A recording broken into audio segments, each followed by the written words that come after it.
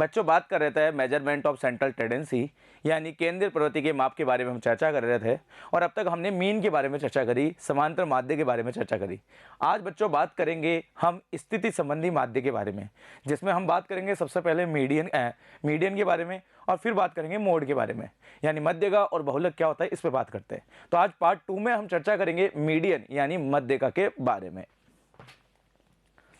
Median को कहते हैं मध्यका या माध्यिका। नाम से पता चल रहा है कि एक स्थिति संबंधी माध्य है जो एक श्रृंखला में, एक श्रेणी में या एक समंग माला में बीच का मूल्य बताता है, मध्य का मूल्य बताता है, इसलिए इसे मध्यका कहते हैं। ये एक प्रकार का स्थिति संबंधी माध्य होता है जो एक श्रेणी को 2 बराबर भागों में विभाजित करता है। इसमें श्रेणी का एक भाग कम मूल्य का होता है और एक भाग मीडियन से अधिक मूल्य का होता है, इसलिए ये श्रेणी को 2 बराबर भागों में विभाजित करता है। इसे एम चिन्ह से प्रदर्शित करते हैं क्योंकि इसे अंग्रेजी में मीडियन कहा जाता है बच्चों, इसलिए इसे एम चिन्ह से प्रदर्शित करते हैं।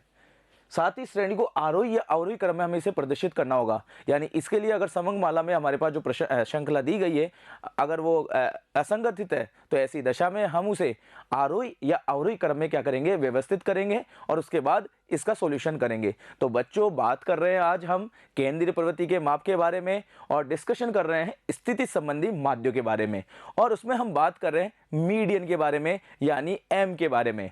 एम यानी मध्य का अपने आप में एक स्थिति संबंधी माध्य होता है जो श्रेणी को 2 बराबर भागों में विभाजित करता है। अब बात करते हैं इसकी गणना। देखिए इसकी गणना के लिए बात करें तो 3 तरह की श्रेणियां होती है, व्यक्तिगत श्रेणी, खंडित श्रेणी और अखंडित श्रेणी। समूहीकृत वर्ग में, असमूहीकृत वर्ग में होता है जो हमने बात करी थी जब हमने इंट्रोडक्शन किया था, तब मैंने आपको बताया था कि श्रेणियां 3 तरह की होती है, व्यक्तिगत, खंडित और अखंडित। इंडिविजुअल सीरीज, डिस्क्रीट और कॉन्टिन्यूअस सीरीज के बारे में बात करें। व्यक्तिगत श्रेणी में इसका जो फॉर्मूला होता है वो का वही फॉर्मूला खंडित श्रेणी में होता है। फॉर्मूला ये होता है कि m बराबर size of n+1/2 th item. यहाँ पे 2 क्यों लगाया गया, क्योंकि मध्यगा श्रेणी को 2 बराबर भागों में क्या करता है, विभाजित करता है बच्चों। मध्यगा क्या करता है, श्रेणी को 2 बराबर भागों में क्या करता है, विभाजित करता है।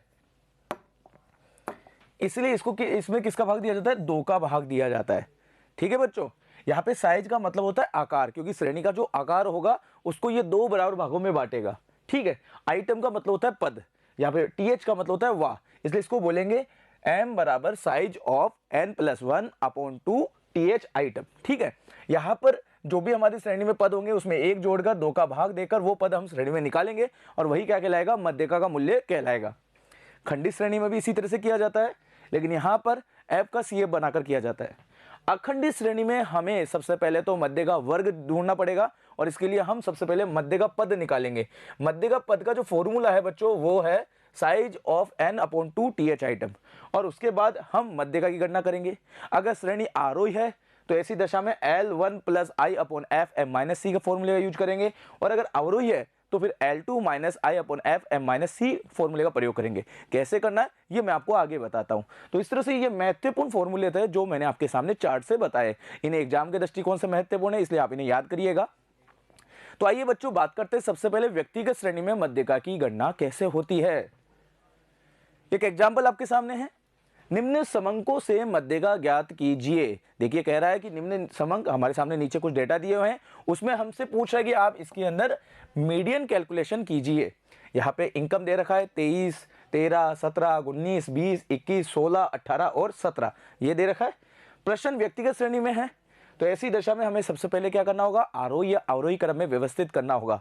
देखिए बच्चों बात कर रहे हैं जब भी आप मध्यका की गणना करें तो मध्यका में जो भी समंक दिए हैं उन्हें व्यवस्थित क्रम में व्यवस्थित करना होगा, और इसके लिए आपको आरोही या अवरोही क्रम में इसको व्यवस्थित करना होगा। आरोही क्रम में अगर हम व्यवस्थित करते हैं तो देखिए पहले 13 आएगा, फिर 16, 17, 18, 19, 20, 21 और 23। यहाँ पे 17 2 बार है इसलिए 2 बार लिख देंगे। आरोही का मतलब होता है बच्चों छोटे से बड़े मूल्य की ओर, और अवरोही का मतलब क्या होता है, बड़े से छोटे मूल्य की ओर। ठीक है बच्चों, तो हम इसे आरोही या अवरोही क्रम में से क्या कर सकते हैं, व्यवस्थित कर सकते हैं। चलिए फॉर्मूला यूज करते हैं। तो फॉर्मूला होगा m बराबर size of n+1/2 th item. ठीक है, या साइज का मतलब क्या हो गया, श्रेणी का आकार, n का मतलब हो गया पदों की संख्या, 1 हमारे फॉर्मूले में दे रखा है और 2 भी हमारे फॉर्मूला है, क्योंकि मध्य का 2 भागों में बांटते इसलिए यहाँ 2 का भाग देते हैं, th आइटम। ठीक है, अब बच्चों इधर देखना, यहाँ पे पद कितने हैं, देखिए 1 2 3 4 5 6 7 8 एंड 9, टोटल पद कितने हैं, 9। आप आरोही में कर लेना चाहे अवरोही में कर लेना, दोनों में पद कितने आ रहे हैं, 9 आ रहे हैं, क्योंकि समंग में कितने दे रखे हैं, 9 दे रखे हैं। तो 9 + 1/2 TH आइटम, 9 में 1 जोड़ेंगे कितना आएगा बच्चों, 10 आएंगे, 10 में 2 का भाग देंगे तो कितना आएगा, 5। तो यहाँ निकल के आ जाएगा साइज ऑफ 5th आइटम, यानी मध्यका का मूल्य वह होगा श्रेणी में जो 5वां मूल्य होगा। तो चलिए 5वां मूल्य चेक करते हैं बच्चों। तो देखिए पहला 1 पे कौन सा है, 13 समंग है ना, 2 पे कौन सा है, 16, 3 पे कौन सा है, 17, 4 पे कौन सा है, 17, और 5 पे कौन सा है बच्चों, 18। तो यहाँ पे मध्य का मूल्य कौन सा होगा, 18। और ये देख लीजिए श्रेणी को 2 बराबर भागों में बांट रही है, 4 समंगेतर, 4 समंगेतर, बीच का मूल्य क्या हो गया, मध्य का हो गया। इसलिए मध्य का श्रेणी को 2 बराबर भागों में क्या करती है, डिवाइड करती है। और इसमें एक भाग अधिक मूल्य का और एक भाग कम मूल्य का होता है। समझ में आ गया, क्योंकि 18 से कम इधर है और 18 से अधिक इधर है। इधर भी अगर हम देखें तो यहाँ पे पहला, अब अवरोही क्रम में देखें बच्चों, तो देखो 1 का कितना आ रहा है, 23, 2 का कितना आ रहा है, 21, 3 का कितना आ रहा है, 20, 4 का कितना आ रहा है, 19, 5 का कितना आ रहा है, 18, 6 का 17, 7 का 17, 8 का 16 और 9 का 13 आ रहा है। हमारा एम का आंसर क्या है कि साइज ऑफ 5th आइटम, तो श्रेणी में 5वां पद यहाँ पे कौन सा है, 18 है, तो यहाँ भी एम कितना आएगा, 18 आएगा। यहाँ पे एक भाग कम मूल्य का, एक भाग अधिक मूल्य का होगा, और ये श्रेणी को 2 ही बराबर भागों में विभाजित कर रहा है, तो यहाँ पे भी मध्यका का आंसर क्या आ रहा है, वही 5 आ रहा है। तो अगर व्यक्तिगत श्रेणी में आप मध्यका की गणना कर रहे हो तो कोई टेंशन नहीं है, सिंपल सी बात है बच्चों, क्योंकि ये एक श्रेणी को 2 बराबर भागों में बांटता है। सबसे पहले आपको क्या करना है, श्रेणी को आरोही या अवरोही क्रम में व्यवस्थित करना है और फिर फॉर्मूले का प्रयोग करते हुए पद निकालना है। लेकिन बच्चों ध्यान रखना, आरोही अवरोही क्रम व्यवस्थित करना है। लेकिन एक बात और ध्यान रखना, जब भी हम व्यक्तिगत श्रेणी में गणना करते हैं तो जब विषम श्रेणी होती है, समंकों का जो टोटल जो आता है ना, विषम अंकों में आ रहा है बच्चों, ध्यान रखना, समंकों का जो टोटल आ रहा है ना, समंकों का जो टोटल है अगर वो विषम अंकों में आ रहा है, समंकों का टोटल अगर विषम अंकों में आ रहा है तो ये इससे निकल जाएगा। लेकिन अगर हमारा टोटल सम में आ रहा है, क्योंकि मान लो 9 आ रहा है, 11 आ रहा है, 7 आ रहा है, 5 आ रहा है, तो हम 1 जोड़ के 2 का भाग देके निकाल लेंगे। लेकिन सम आ जाए तो यहाँ पे अब बात करते हैं स्थिति 2 की। अगर सम संख्या होने पर, विषम संख्या में मध्य पद पूर्णांक में होने के कारण मध्य का मूल्य सरलता से निकल जाता है, क्योंकि वहां पे जो हमने पद दे रखे हैं फिर उसमें 1 जोड़ते हैं, इसलिए वो सम बन जाता है। विषम में सम बन गया और सम में 2 का भाग देकर हम आराम से मध्य का पद की गणना कर लेते हैं। लेकिन सम संख्या में मध्य का पद निकालना मुश्किल होता है, तो यहाँ पे कैसे करेंगे बच्चों, तो यहाँ पर जो भी पद मूल्य आएगा उसमें हम श्रेणी में से आधा, दोनों का मूल्य लेकर उसका औसत निकालेंगे। देखिए उदाहरण देखते हैं, निम्नलिखित समंकों से मध्य का ज्ञात कीजिए। जैसे याद दे रखा है 391, 384, 591, 407, 672, 522, 777, 733, 2483, 1490, ऐसे कुछ समंग दे रखे हैं। अब देखिए काउंट करो, 1 2 3 4 5 6 7 8 9 10, तो संख्या कितनी हो गई, सम हो गई, 10 आ रहे हैं सम में। अब सम स्थिति हो तो मध्य का ही गणना कैसे होगी, तो हल करते हैं। तो मैंने आपको बताया था कि श्रेणी समंग कैसे भी हो, या तो आप आरोही में या अवरोही में इसे क्या कर सकते हैं, व्यवस्थित करते हैं। तो आइए चलिए आरोही में व्यवस्थित करते हैं। तो देखो 384, 391, 407, 522, 591, 692, 733, 777, 1490 और 2483, इस तरह से हमने इसको क्या किया, व्यवस्थित क्रम में कर दिया। क्योंकि यहाँ पे अलग दे रखा था, हमने इसका क्रम क्या कर दिया, सेट कर दिया।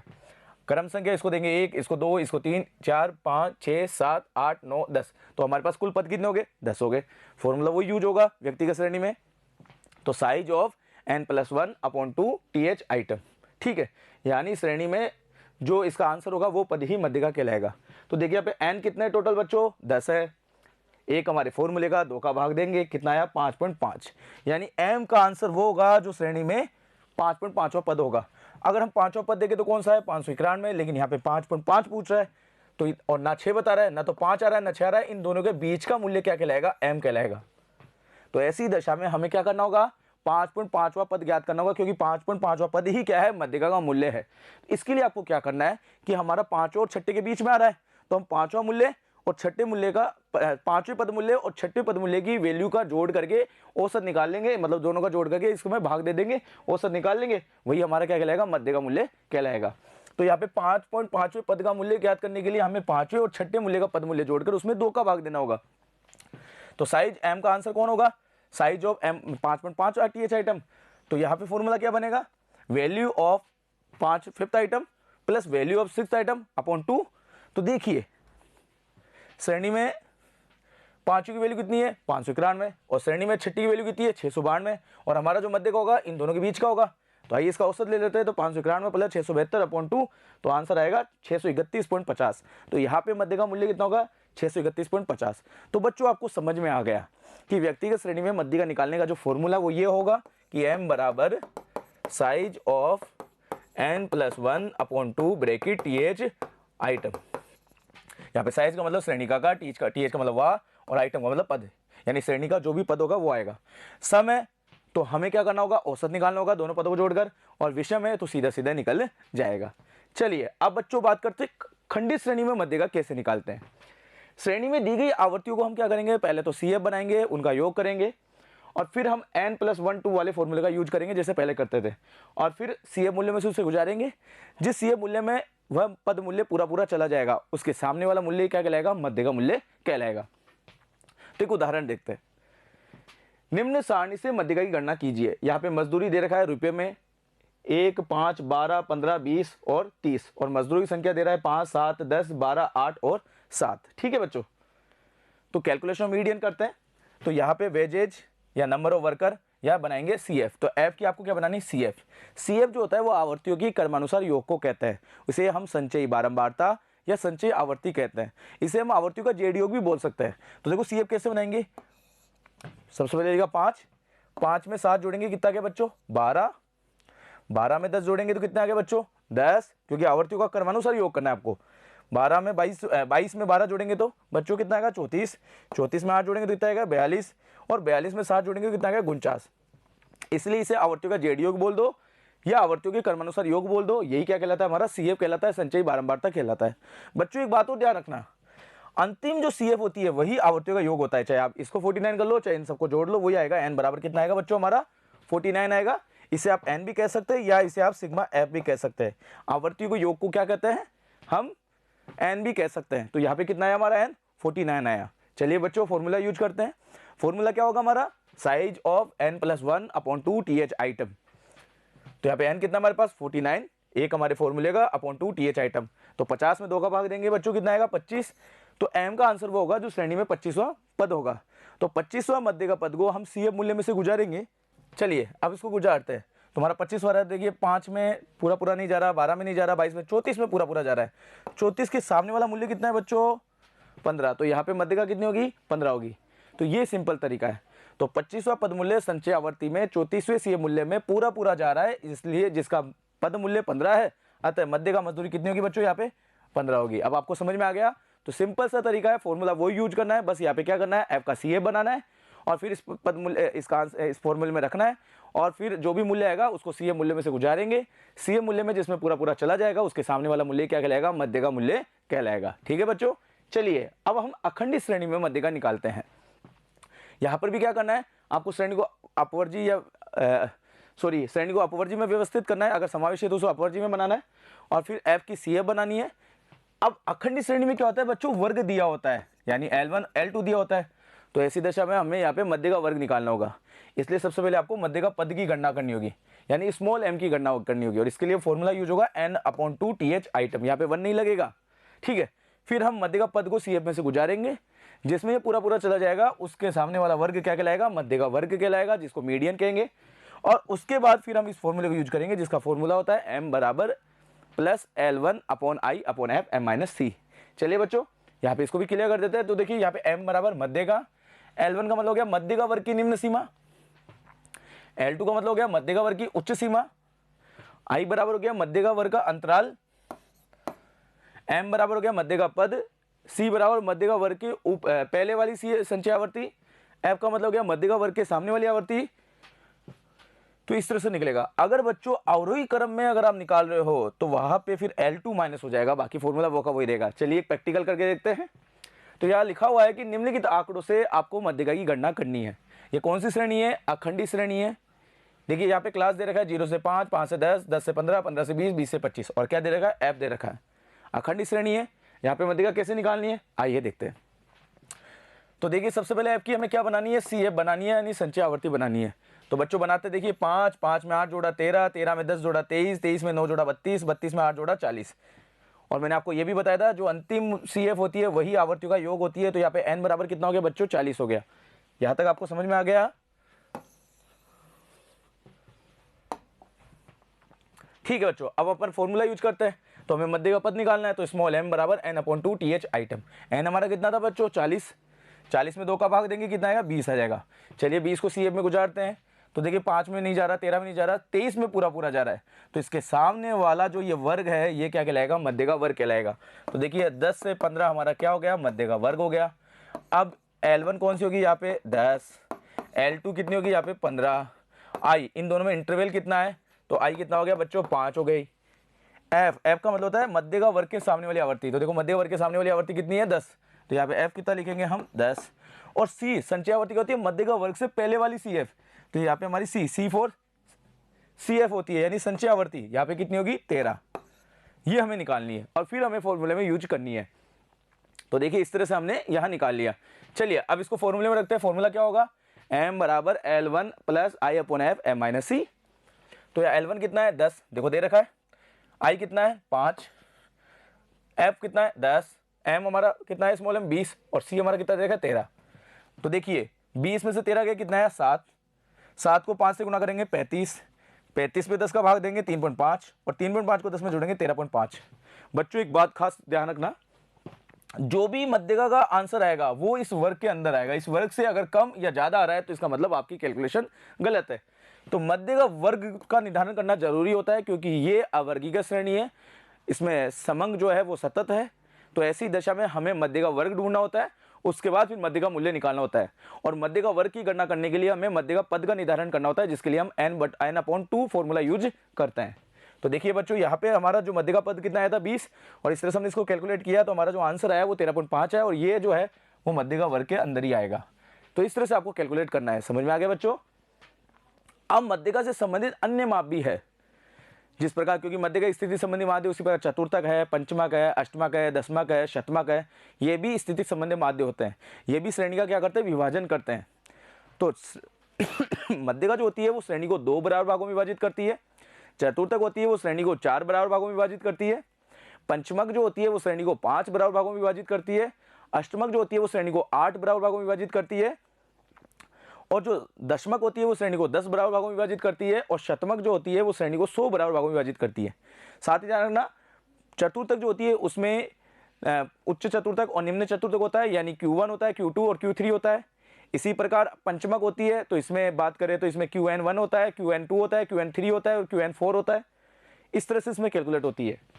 तो देखिए मध्यका की बात करें तो जो श्रेणी को 2 बराबर भागों में विभाजित करे उसे मध्यका कहते हैं, इसलिए इसको m से दर्शाते हैं। अंग्रेजी में इसको मीडियन बोलते हैं। जो श्रेणी को 4 बराबर भाग विभाजित करे उसे चतुर्थक कहते हैं, इसको Q यानी क्वार्टाइल से दर्शाते हैं। जो श्रेणी को 5 बराबर भाग विभाजित करे उसे क्वांटाइल यानी पंचमक कहते हैं, इसलिए इसे Qn से दर्शाते हैं।